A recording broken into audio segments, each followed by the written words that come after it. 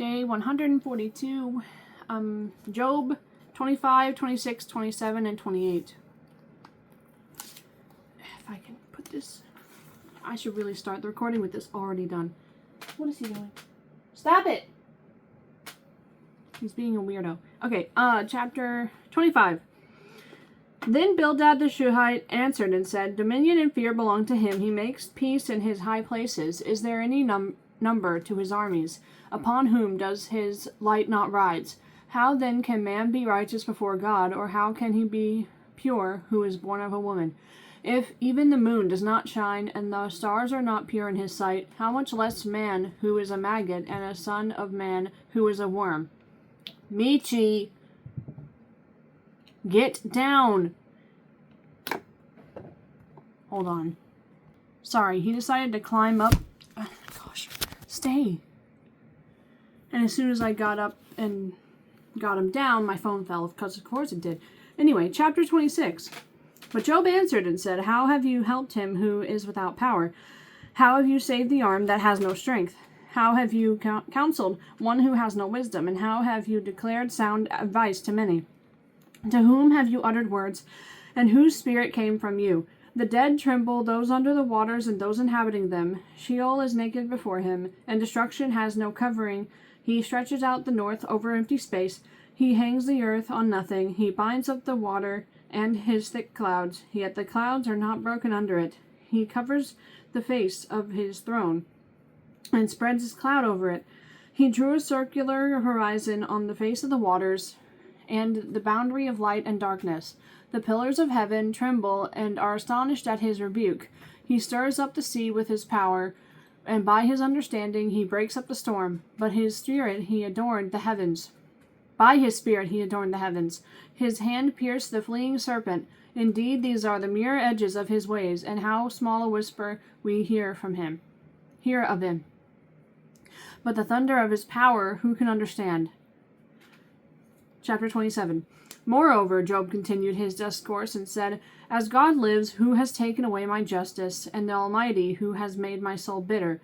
As long as my breath is in me, and the breath of God in my nostrils, my lips will not speak wickedness, nor my tongue utter deceit.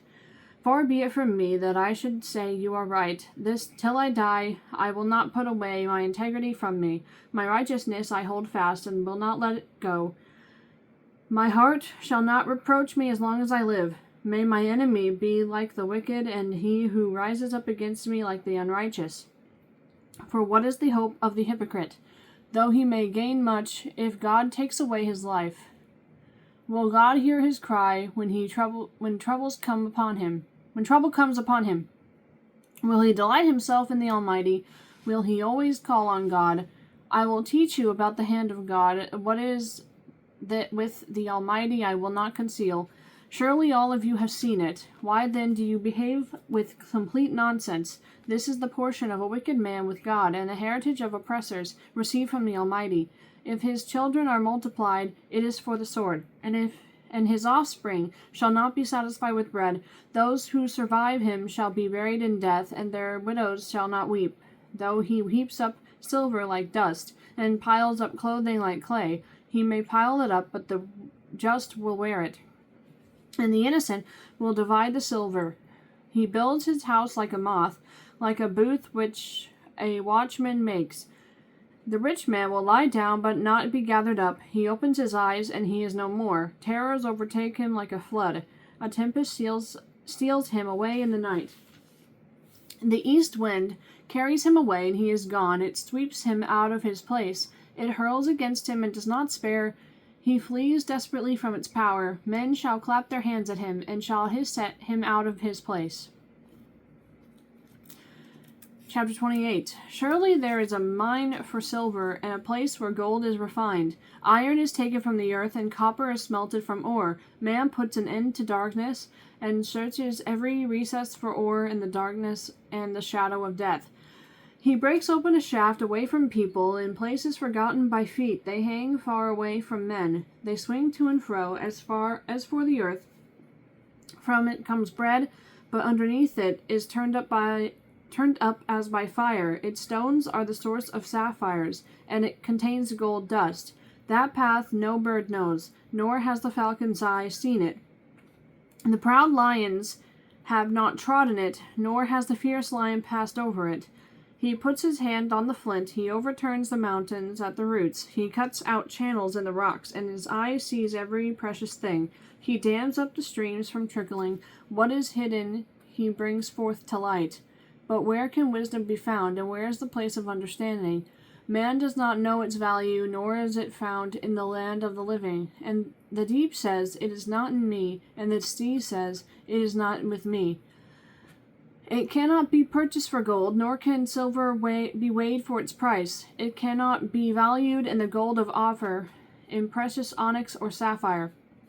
Neither gold nor crystal can equal it, nor can it be exchanged for jewelry of fine gold. No mention shall be made of coral or quartz, for the price of wisdom is above rubies. The topaz of Ethiopia cannot equal it, nor can it be valued in pure gold. From where then does wisdom come, and where is the place of understanding? It is hidden from the eyes of all living, and concealed from the birds of the air. Destruction and death say, "We have heard a report about it with our ears." God understands its way, and he knows its place, for he looks to the ends of the earth, and sees under the whole heavens, to establish a weight for the wind, and apportion the waters by measure.